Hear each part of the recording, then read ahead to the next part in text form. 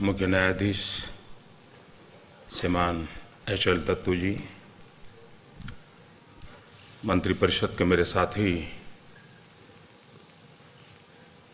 विधि एवं न्याय मंत्री श्रीमान सदानंद जी गौड़ा जी, सचिव कुसुमजीत जी, सभी आदरणीय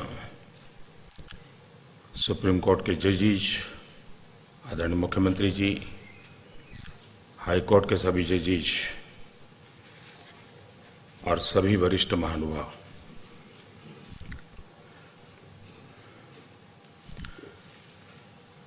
मैं इस फोरम से काफ़ी परिचित हूँ, लेकिन पहले मैं वहाँ बैठता था, आज मैं यहाँ बैठा हूँ। और वहाँ जब बैठता था तो एक छोटे कमरे में मुख्यमंत्री और राज्य हाई कोर्ट के चीफ जस्टिस के बीच में एक छोटे फोरम में बैठते थे। मीडिया नहीं होता था, कैमरा नहीं होता था, तो बड़ी खुलकर के बात होती थी और मेरी भी छवि ऐसी थी कि मैं बहुत जरा खुलकर के बोलता था। लेकिन अब शायद मैं इतना बोल पाऊंगा कि नहीं, मुझे पता नहीं। लेकिन ये भी मैं मानता हूं कि मैं काफी खुलकर के बोलता था, फिर भी मैं कह सकता हूं कि मैं बहुत कुछ बोलने से डरता था। और शायद यहां भी जो मुख्यमंत्री हैं उनके मन में भी ये रहता होगा कि भाई कहे या ना कहे, हमारी कठिनाइयां बताएं या न बताएं। और ये स्थिति को मैंने अनुभव किया हुआ है और आज मैं यहां बैठा हूं, तब मैं आवश्यक मानता हूं कि इन दोनों मुख्य धाराओं के बीच में हमारी संवादिता कैसे बढ़े, खुलापन कैसे आए,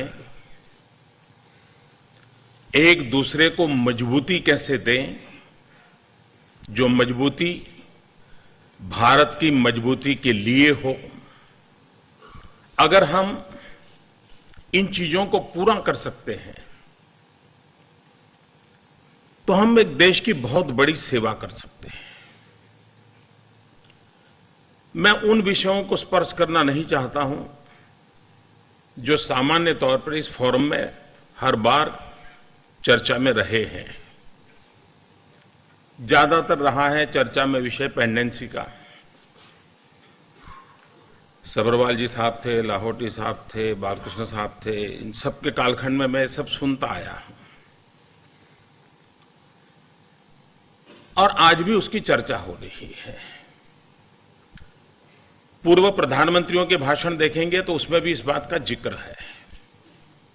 दूसरा विषय है, हर किसी ने हर फोरम में भ्रष्टाचार के प्रति चिंता जताई है और इसलिए मुझे उसमें अब नया कुछ जोड़ना नहीं है और इसलिए मैं उस विषय को स्पर्श नहीं करता हूं। हर कोई इसकी चिंता कर रहा है, लेकिन अभी तक समाधान हम नहीं ढूंढ पाए हैं। हो सकता है आज के फोरम की मीटिंग के बाद इस मंथन से हो सकता है इन सारी चीजों के भी रास्ते निकलेंगे। लेकिन मुझे हमेशा ये बात ध्यान में आती है कि हम सब एक समान प्रकार के मनुष्य जीव हैं। अलग अलग जिम्मेवारियां हम निभा रहे हैं, अलग अलग कामों को अपनी योग्यता, क्षमता और संजोग के अनुसार हर एक को मिला है।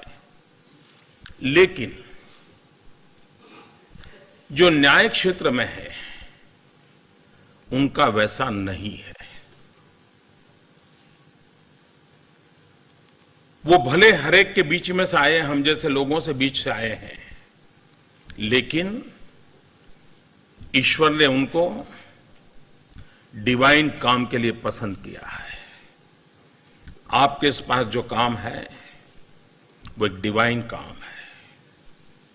आपके पास जो काम है, जो ईश्वर आपके माध्यम से करवाना चाहता है, और इसलिए हम लोगों के पास जो काम है और देश के और 125 करोड़ नागरिकों के पास जो काम है, उससे आपका काम भिन्न है। और इसलिए आपकी जिम्मेवारियां भी बहुत हैं